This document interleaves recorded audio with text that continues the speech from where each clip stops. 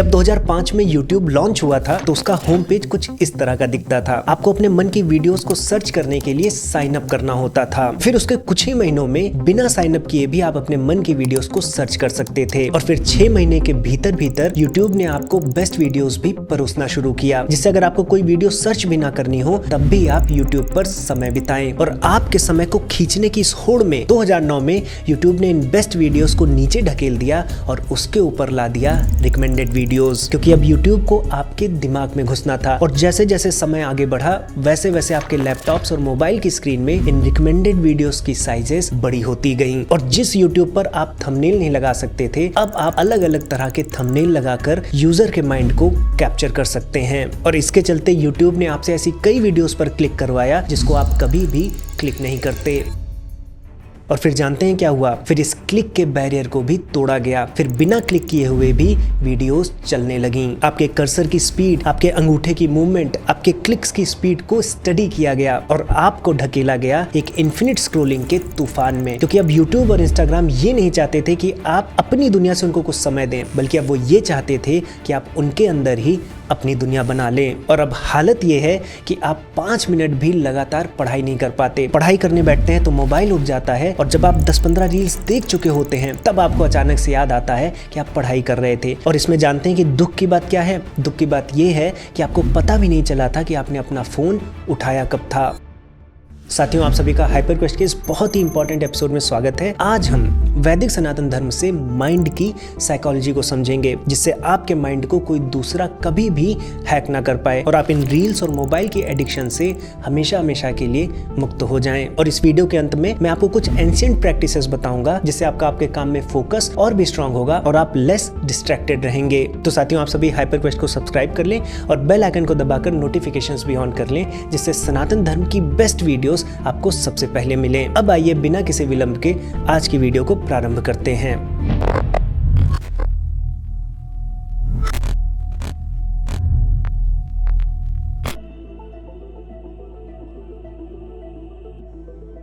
अब साथियों, सबसे पहले समझना होगा कि हमारा जो माइंड है या मन, ये इतनी आसानी से फंस कैसे जाता है। और इसको समझने के लिए हमें हमारे ऋषि मुनियों के अंतःकरण के कॉन्सेप्ट को समझना होगा। जैसे आज के समय में हम बहुत ढेर सारी मशीनें देखते हैं, स्पेशली कंप्यूटर्स। तो हम क्या देखते हैं कि इन मशीनों में 2 चीजें होती हैं, एक हार्डवेयर, दूसरा सॉफ्टवेयर। हार्डवेयर पुर्जे होते हैं जिनको जोड़कर वो मशीन बनाई गई है। सॉफ्टवेयर वो लॉजिक होता है जो उन पुर्जों को गवर्न करता है कि वो पुर्जे काम कैसे करें। तो हमारा शरीर भी एक कॉम्प्लेक्स मशीन है, यानी हमारे शरीर में भी एक हार्डवेयर है और एक सॉफ्टवेयर है। अब हार्डवेयर क्या है? ये जो हमें हमारी स्किन दिख रही है, अंदर ब्लड है, बोन्स हैं, ये सब हमारा हार्डवेयर है। और सॉफ्टवेयर क्या है? तो सॉफ्टवेयर को यूजुअली हम माइंड कह देते हैं। लेकिन जब हमारे ऋषि मुनि बात करते थे तो उनके टर्म्स अलग थे। वो जब शरीर की बात करते थे तो उसे बाह्यकरण कहते थे, और जब माइंड की बात करते थे तो उसे अंतःकरण कहते थे। और यहीं पर हमारे ऋषि मुनि कहते हैं कि जो सॉफ्टवेयर की हम बात कर रहे हैं वो केवल माइंड नहीं है, बल्कि उसके 4 भाग हैं। वो हमारी पूरी साइकोलॉजी को 4 डिफरेंट पार्ट्स में बांटते हैं, एक चित्त, फिर बुद्धि, फिर मन और फिर अहंकार। और फिर वो बताते हैं कि इनमें से हर एक चीज 3 गुणों से बना है, सतोगुण, रजोगुण, तमोगुण। जब सतोगुण, रजोगुण, तमोगुण ये तीनों बैलेंस्ड रहते हैं तो उस अवस्था को, उस स्थिति को हम चित्त कहते हैं। लेकिन जब ये बैलेंस बिगड़ता है और सतोगुण डोमिनेट करता है तो उस कंडीशन को बुद्धि कहते हैं। और जब इसी में रजोगुण डोमिनेट कर जाता है, सबसे आगे निकल जाता है, तो उस अवस्था को मन कहते हैं। और जब इन 3 गुणों में तमोगुण सबसे आगे चला जाता है, सबसे ज्यादा डोमिनेट करता है, तो उसे अहंकार कहते हैं। अगर हम इस कॉन्सेप्ट को समझ गए कि 3 गुण कैसे काम करते हैं, तो हम मन कैसे काम करता है उसको समझ जाएंगे, तो फिर हमारे मन को कोई भी डिस्ट्रैक्ट नहीं कर पाएगा। अब साथियों, इन 3 गुणों को समझने से पहले ये जो प्रिंसिपल्स हैं जो डिस्ट्रैक्शंस को दूर करते हैं और फोकस को बढ़ाते हैं, आज के समय स्टूडेंट्स के लिए प्रैक्टिकल बनाता है यूरेका बाई एलन। क्योंकि आजकल 10th के बोर्ड्स की तैयारी केवल किताब खोलकर घंटों पढ़ने की बात नहीं है, उसमें तो वैसे भी आप डिस्ट्रैक्टेड रहते हैं। और ये प्रॉब्लम नहीं है कि आप मेहनत नहीं करना चाहते, आप मेहनत करना चाहते हैं, लेकिन जो लंबे समय तक रट्टाफिकेशन चला आ रहा है, इससे आपकी पढ़ाई बोरिंग हो जाती है और आपके फोन में इतनी इंटरेस्टिंग चीजें हैं कि आप तुरंत मन डिस्ट्रैक्ट हो जाते हैं। और यहीं पर यूरेका आपकी बोरिंग पढ़ाई को एक्साइटिंग और इंटरेस्टिंग बनाता है, जिससे आपको पढ़ने में मजा आता है और आपका फोकस भी बढ़ता है। फोकस बढ़ता है तो आपके कॉन्सेप्ट स्ट्रांग होते हैं, वरना जब आप रट्टा मारते हैं तो क्या होता है, एग्जाम खत्म हो जाता है, जो चीजें आपने रट्टा मारी थी वो सब दिमाग से गायब हो जाती हैं। इसीलिए मुझे यूरेका का सबसे बेस्ट पार्ट लगता है विजुअल स्टोरी फॉर्मेट। चाहे मैथ्स हो, फिजिक्स हो, केमिस्ट्री हो या बायोलॉजी हो, आपको यहाँ पर कॉन्सेप्ट्स केवल पढ़ाए नहीं जाते बल्कि आपको फील कराए जाते हैं। एक एंगेजिंग स्टोरी के माध्यम से आपको एक्सप्लेन किया जाता है, जिसको आप देखते हैं, समझते हैं और एंजॉय भी करते हैं। इसलिए जो कॉन्सेप्ट्स होते हैं वो ज्यादा लंबे समय तक नेचुरली आपके दिमाग में रहते हैं और इसका ये रिजल्ट होता है कि आपके मार्क्स खुद ब खुद बहुत अच्छे हो जाते हैं। और आपके मार्क्स और भी अच्छे आए, इसलिए यूरेका केवल कॉन्सेप्ट क्लैरिटी पर ही नहीं बल्कि 10th के बोर्ड के अराउंड जो प्रैक्टिसेस हैं उनमें फोकस भी करवाता है। साथ में आपको सब्जेक्टिव आंसर राइटिंग प्रैक्टिस और रियल टाइम प्रोग्रेस ट्रैकिंग भी मिलती है, यानी आपको पता होता है कि आपका कौन सा चैप्टर स्ट्रांग है, किस चैप्टर में आपको इंप्रूवमेंट करनी है और बेटर स्कोरिंग के लिए किस जगह पर फोकस करना है। तो आप रट्टा लगाते हुए थक चुके हो, अब आपको फोकस के साथ कॉन्सेप्ट समझते हुए पढ़ाई करना है, तो आप एलन के यूरेका को जरूर ट्राई करो। लिंक आपको डिस्क्रिप्शन में मिल जाएगी। अब आइए वीडियो में आगे बढ़ते हैं। अब साथियों, अगर हम तीनों गुणों को देखें तो जो सतो गुण है ये प्रकाश की तरह होता है, चारों दिशाओं में इसका विस्तार होता है, ये धीरे धीरे फैल जाना चाहता है। वहीं पर जब आप रजोगुण की बात करते हैं तो इसमें स्पीड बहुत होती है, एनर्जी को ये सिंबलाइज करता है। और वहीं पर जो अंतिम है तमोगुण, ये सिंबलाइज करता है भारीपन को, इसमें सिकुड़ने की, इकट्ठा होने की प्रवृत्ति होती है। अब हम कनेक्ट करेंगे। आप देखिए, जब तीनों बैलेंस में थे तो चित्त था, लेकिन जैसे ही सतोगुण बढ़ता है वैसे ही वो अवस्था बुद्धि बन जाती है। और आप देखिए, जैसे सतोगुण फैलना चाहता है वैसे ही हमारी बुद्धि काम करती है। हमारी बुद्धि भी ज़्यादा से ज़्यादा ज्ञान चाहती है, वो सब कुछ जाना चाहती है, धीरे धीरे जो भी उसके चारों ओर होता है उसको समझने लगती है। अब इसी में जब रजोगुण बढ़ जाता है तो ये मन की अवस्था हो जाती है, यानी बहुत एनर्जेटिक हो जाता है। इसीलिए हमारा जो मन होता है वो चारों दिशाओं में भागने लगता है, उसको जो अच्छा लगता है उससे वो अटैच हो जाता है। आज एक्टर बनना चाहता है तो कल बिजनेसमैन बनना चाहता है, फिर किसी दिन किसी और को देखता है तो वो बनना चाहता है। ये सब क्यों होता है? क्योंकि मन हमारा चंचल है, रजोगुण से भरा हुआ है। और जब इसमें तमोगुण बढ़ जाता है, तमोगुण डोमिनेट करता है, तो ये अहंकार का रूप ले लेता है। और जैसे कि मैंने बताया कि तमोगुण सिकुड़ता है, इकट्ठा होता है, वैसे जब आप अहंकारी होते हैं तो सब कुछ आप सेल्फ सेंटर्ड कर लेते हैं। ये मुझे चाहिए, ये मैं करूँगा, मुझे तो सब कुछ आता है, तो सब कुछ आपके अराउंड हो जाता है। यही आपके अंदर अहंकार को जन्म देता है। लेकिन आज की हमारी वीडियो का सब्जेक्ट है मन को समझना। क्योंकि देखिए, बुद्धि तो आपकी काम करती ही करती है। आपको पता है कि रील्स आपको ट्रैप करती हैं। 10-15 रील के बाद बुद्धि ही आपको बताती है कि आप फंस गए थे, तो बुद्धि आपकी काम करती है। ये मन होता है जो आपको फंसा देता है। आइए मन को और डिटेल में समझकर इस ट्रैप से बाहर निकलते हैं। तो साथियों, हम ये समझ गए कि मन में रजोगुण बहुत है और इसी कारण से आप देखिए कि भगवद गीता में भगवान श्री कृष्ण अध्याय 6 में कहते हैं कि मन चंचल होता है और बहुत कठिनाई से वश में आता है। लेकिन इसी श्लोक में भगवान श्री कृष्ण इसका उपाय भी बताते हैं। वो कहते हैं कि मन को वश में करना है तो आपको वैराग्य और अभ्यास, ये 2 चीज करनी होगी। अब साथियों, जब हम वैराग्य और अभ्यास का नाम सुनते हैं तो हमें बहुत कठिन लगता है कि ये तो हमसे होगा नहीं, और ये तो मानी बात है कि भाई अगर हम अभ्यास करें, वैराग्य करें तो चीजें छूटी जाएंगी। लेकिन हम ये ध्यान नहीं देते कि वैराग्य और अभ्यास को हम अच्छे से समझते नहीं हैं। वैराग्य का मतलब चीजों को छोड़ देना नहीं होता। अगर आप वैराग्य को व्याकरण के दृष्टिकोण से देखेंगे तो वैराग्य का अर्थ होता है जिसमें राग ना हो। अब हमें राग को समझना होगा। राग क्या है? जब हम किसी वस्तु को देखते हैं, उसका अनुभव लेते हैं, उसको सुनते हैं, तो वो राग नहीं होता।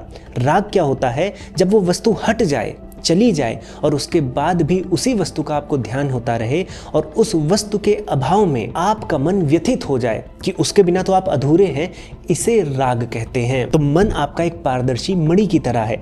उसके पास जब कोई वस्तु आती है तो उस वस्तु का जो रंग होता है वही उस मणि में भी प्रतिबिंबित होता है। अब कायदे से तो जब वस्तु चली जाए तो आपकी मणि वापस पारदर्शी हो जानी चाहिए, लेकिन आज क्या हो रहा है? आज उस वस्तु के चले जाने के बाद भी आपकी मन रूपी मणि में उसी वस्तु का रंग बना रहता है और इससे दुखों का जन्म होता है। भगवान श्री कृष्ण कहते हैं कि जैसे एक समुद्र होता है, उसमें कितनी भी नदियां आती हैं, जाती हैं, लेकिन समुद्र क्षुब्ध नहीं होता। वो शांत रहता है। वैसे ही मन जो है, चीज़ें आएंगी जाएंगी वो समस्या नहीं है, लेकिन उनके जाने पर यदि मन उनमें रमा हुआ है तो वो समस्या बनती है। जैसे मान लीजिए आपके दोस्त ने एक मर्सिडीज़ खरीदी और उसने आपको इन्वाइट किया, आप उसकी मर्सिडीज़ में बैठे, उसने आपको एक बहुत सुंदर सी ड्राइव कराई, फिर आपको शाम को वो घर पे छोड़ देता है। अब आप उस मर्सिडीज़ से उतर के जब घर पे आते हैं तब से लेकर उसी मर्सिडीज़ के बारे में सोचते रहते हैं कि काश वो मेरी होती, काश मैं उसको ले सकता, अगर मेरे पास होती तो कितना अच्छा होता, और पूरी रात इसी को सोचते रहते हैं, सो भी नहीं पाते हैं। यहाँ हुआ क्या, वो मर्सिडीज़ चली गई लेकिन आपके दिमाग में वो चीज़ बनी रही। अब मर्सिडीज़ आपके मन में बैठ गई है, वही आपके मन को चला रही है। तो मर्सिडीज़ में बैठना समस्या नहीं है,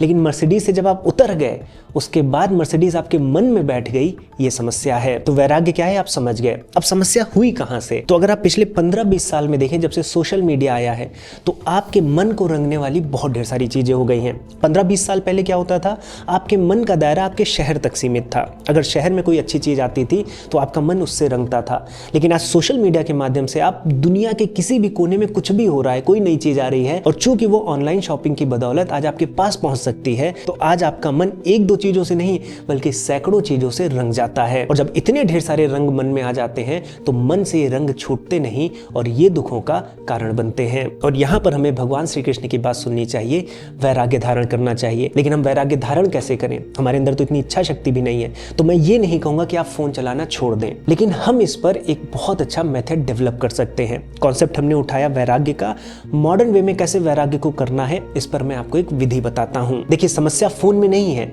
फोन तो हम यूज ही करते हैं, लेकिन फोन की चीजें हमारे मन को रंग देती हैं, ये समस्या है। इसका मतलब यह है कि हमें अपना कंट्रोल चाहिए। फोन हमें कंट्रोल करे इससे बेहतर यह है कि हम फोन को कंट्रोल करें। तो हमें क्या करना है, हमें सबसे पहले अपने फोन के अंदर जो एप्स हैं उनको कैटेगराइज करना है। 2 कैटेगरी बनानी है। पहली कैटेगरी, जिसको आप कैटेगरी ए कह सकते हैं, उसमें ऐसे ऐप्स आते हैं जिन ऐप्स में आपका पूरा कंट्रोल होता है। जैसे मान लीजिए स्पॉटिफाई है, आपको क्या सुनना है आप उसको सर्च करते हैं, सुनते हैं, आप अपनी प्लेलिस्ट बना लेते हैं, तो ये कैटेगरी ए का ऐप है। या फिर आपकी गैलरी हो गई, आपने अपनी कुछ वीडियो शूट की हैं, उसको अगर आप देखते हैं तो ये आपका कंट्रोल है उस पर। कोई बुक रीडर है, आपने कोई अपने आप से पीडीएफ डाउनलोड की है, उसको आप पढ़ना चाहते हैं, तो ये कैटेगरी ए की चीज है। इसमें वो वीडियो गेम्स भी आ सकते हैं जिसको आप रेगुलर खेलते हैं, आपको पता है कि किस तरह के मिशंस आते हैं, किस तरह की पजल्स आती हैं, कैसी स्ट्रेटेजीज होती हैं, तो ये कैटेगरी ए में जाएगा। कैटेगरी बी में वो ऐप्स जाएंगे जो अपने आप आपको कुछ देते हैं, जिसमें आपको ये नहीं पता होता कि सामने से मुझे क्या दिया जाएगा, क्या परोस दिया जाएगा। जैसे इंस्टाग्राम है या फिर आपके ईमेल्स हैं, आपको नहीं पता कि क्या ईमेल आ जाएगा। ऐसी और भी सोशल मीडिया ऐप्स हैं, जैसे फेसबुक है, आजकल यूट्यूब भी है, क्योंकि जब से शॉर्ट्स आ गए आपको नहीं पता है कि कौन सी वीडियो आपके स्क्रीन में आ जाएगी। तो ये सब कैटेगरी बी के ऐप्स होंगे। अब आपको क्या करना है, आपके जो गोल्डन आवर्स हैं, जब आप सुबह उठते हैं उससे 3-4 घंटे और जब आप रात में सोते हैं उसके पहले के 2-3 घंटे, ये आपके गोल्डन आवर्स हैं, जिसमें आपका मन सबसे ज्यादा वल्नरेबल रहता है, सबसे ज्यादा शांत भी रहता है, लेकिन इसी समय सबसे ज्यादा इसको डिस्टर्ब किया जा सकता है। तो इन 2 जोन्स में आप कैटेगरी ए के ही ऐप चलाएं। मैं आपको फोन चलाने से मना नहीं कर रहा हूं, लेकिन कैटेगरी ए को चलाने पर आप कंट्रोल्ड नहीं होंगे। और फिर अगर दिन के समय में आप कैटेगरी बी में जाते भी हैं, सोशल मीडिया चलाते भी हैं, तो चूंकि दिन के समय में हो सकता है आप ऑफिस में हो, स्कूल में हो, अपना कोई वर्क कर रहे हो, तो वहां पर आप बिंज नहीं कर पाएंगे। आपका वर्क, आपका ऑफिस उस चीज के बीच में आ जाएगा। तो एक आसान सा स्ट्रेटेजिक स्टेप हम ले सकते हैं वैराग्य की डायरेक्शन में बढ़ने को, और धीरे धीरे आपको कॉन्फिडेंस आ जाएगा, तो आप अपने फोन को, अपने एप्स को कंट्रोल करेंगे, ना कि वो आपको कंट्रोल करें। तो आज मॉडर्न युग में वैराग्य ऐसे कर सकते हैं। अब आते हैं अभ्यास पर। अभ्यास क्या है, हमने देखा कि मन रजोगुणी है, बहुत ढेर सारी एनर्जी है, शरीर थक जाता है लेकिन मन नहीं थकता, कुछ ना कुछ करते रहना चाहता है। तो यहाँ हमें अभ्यास की आवश्यकता है। मन के पास एनर्जी है, हमें उस एनर्जी के अगेंस्ट नहीं जाना है। जैसे नदी है तो नदी बह रही है, अगर आप उसके बहाव के अगेंस्ट स्विम करेंगे तो आपको कष्ट होगा, अगर उसके बहाव के साथ स्विम करेंगे तो आपको कष्ट नहीं होगा। इसलिए मन में तो एनर्जी है, आप उसको नहीं हटा सकते, वो उसकी प्रकृति है। तो उस एनर्जी को हमें राइटली यूटिलाइज करना है। अब मान लीजिए आपके मन के पास 100 यूनिट एनर्जी है, और मन चूंकि जगह जगह भागता है, तो मान लीजिए अगर 100 यूनिट एनर्जी है और 100 जगह भागता है, तो हर जगह केवल वो 1 यूनिट एनर्जी दे पाएगा, आपका काम नहीं बनेगा। हमें क्या करना है, हमें एक जगह मन को लगाना है जिससे वो पूरी 100 की 100 यूनिट एक जगह पर लगे, और इसी को हमारे ऋषि मुनि एकाग्रता कहते थे, जिसे आज कहा जाता है वन पॉइंटेडनेस, फोकस। लेकिन इसके लिए मन को ट्रेन करना पड़ता है, क्योंकि मन की इनहेरेंट ये गुण है कि वो भागता है, बहुत ढेर सारी चीज़ों में फंसता है। तो हम मन को एक चीज़ में लगा पाएं, इसके लिए अभ्यास चाहिए, जैसा कि भगवान श्री कृष्ण कह रहे हैं। और इस अभ्यास के लिए बहुत ढेर सारी विधियां हैं, लेकिन हमारे लिए मैं आपको 2 विधि बताता हूं, जिससे हम अपने मन को एकाग्र होने में पारंगत बना सकते हैं। अब आपको पहले ये देखना होगा कि आप कैसे स्पेस में हैं। अगर उस स्पेस में आप ज़्यादा शोर नहीं कर सकते हैं, आवाज़ नहीं कर सकते हैं, और आपका मन भटक रहा है, बहुत ढेर सारी चीज़ों में उलझ गया है, तो आपको लंबी लंबी श्वास लेनी है, प्राणायाम करना है।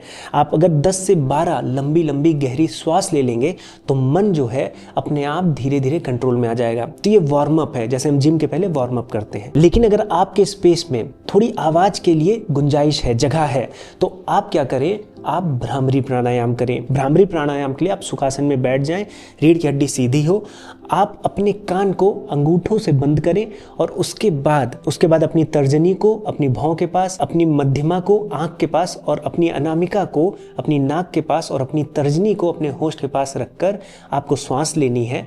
और उसके बाद जब श्वास छोड़नी है तो भंवरे की तरह आवाज़ करनी है, और उसको अपने चेहरे पर, अपने मस्तिष्क में उस वाइब्रेशन को फील करना है। और ऐसे आपको कम से कम 10-15 बार करना है। आपका मन एकाग्र होने लगेगा। अगर आप इसकी प्रैक्टिस करेंगे तो मन को आदत पड़ जाएगी एकाग्र होने की, फालतू के थॉट्स को हटाने की, और प्रैक्टिस से सबकॉन्शियसली फिर आप आगे मन को कंट्रोल कर पाएंगे। तो वैराग्य के साथ अगर आप ये प्रैक्टिस करेंगे तो आपका मन बहुत ज़्यादा फोकस रहेगा। और इसके साथ एक और प्रैक्टिस है जो कि हठ प्रदीपिका में भी दी गई है, त्राटक क्रिया। ये भी बहुत ही पावरफुल प्रक्रिया है। इसमें अगर आपके पास स्पेस है तो आप उस स्पेस को थोड़ा सा अंधकार में ही कर लें, थोड़ा कम वहाँ पर रोशनी हो, वहाँ पर आप एक दिया जला लें।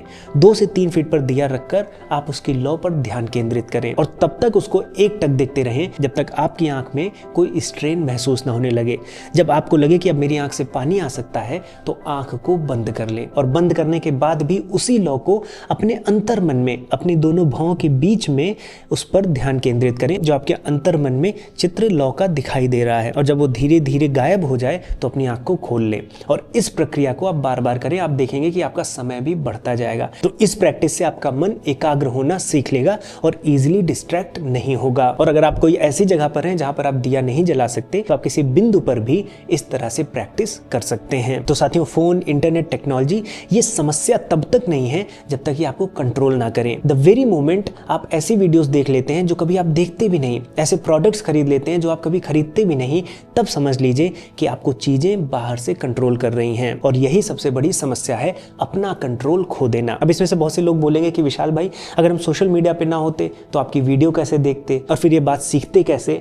तो मैं आपको कहता हूं, अगर आपको कुछ सीखना था या सनातन धर्म के बारे में भी कुछ जानना है, अगर आप सर्च करेंगे तो मेरी वीडियोस किसी ना किसी तरह से आपके पास आ जाएंगी। तो मैं ये भी कहूंगा कि YouTube पर आपका फोकस ज्यादा से ज्यादा लॉन्ग वीडियोस पर होना चाहिए rather than शॉर्ट वीडियोस पर। उसके कई कारण है। पहला, लॉन्ग वीडियोस आप खुद चूज करते हैं कि ये मुझे देखना है, अगले आधे घंटे मुझे इस पर देने हैं, ये मुझे सीखना है, समझना है, यहाँ आपका कंट्रोल है। दूसरा, लॉन्ग वीडियोस में विषय जो होता है वो बहुत गंभीर होता है, उसमें महीनों की रिसर्च होती है। जबकि शॉर्ट्स में क्या होता है, शॉर्ट्स में तो आपके पास समय भी नहीं होता है कि मुझे देखना है या नहीं देखना है। काफ़ी शॉर्ट्स आप ऐसे भी देख जाते हैं जो आपको नहीं भी देखने थे, और उससे आपका मन व्यथित हो जाता है। तो लॉन्ग वीडियोज़ पर, लॉन्ग कॉन्टेंट पर, बुक्स पर, ऐसे फॉर्मेट्स जहाँ पर आपको चूज़ करना है, आपको लंबा समय बिताना है, ऐसे फॉर्मेट्स को आप ज़्यादा प्रायोरिटी दिया कीजिए। तो ये कुछ 3-4 स्टेप्स हैं जो मैंने आपको बताए। अगर आप इनको दैनिक रूप से अभ्यास करेंगे तो आपकी बुद्धि आपके मन को इस माया से बाहर निकाल देगी। और साथियों, इसी के साथ मैं आपको याद दिला दूं कि अगर आप 10th के बोर्ड्स की तैयारी कर रहे हैं तो आप यूरेका बाय एलन को जरूर चेकआउट करें। वो आपकी स्टडीज को और भी इंटरेस्टिंग और भी स्टोरी ड्रिवन बनाते हैं। लिंक आपको नीचे डिस्क्रिप्शन बॉक्स में मिल जाएगी। और साथियों, अगर आपको वीडियो पसंद आई है तो लाइक करें, कमेंट में हमें बताएं कि और भी ऐसे कौन सी समस्याएं हैं या टॉपिक्स हैं जिस पर आप सनातन धर्म दृष्टि चाहते हैं, सॉल्यूशंस चाहते हैं। और ऐसी वीडियोस को लगातार देखने के लिए हाइपरक्वेस्ट को सब्सक्राइब भी करें। अब साथियों, इस वीडियो को, इस टॉपिक को यहीं पर दूंगा विराम। अब मैं मिलूंगा एक नए टॉपिक के साथ नई वीडियो में। तब तक के लिए जय श्री राम।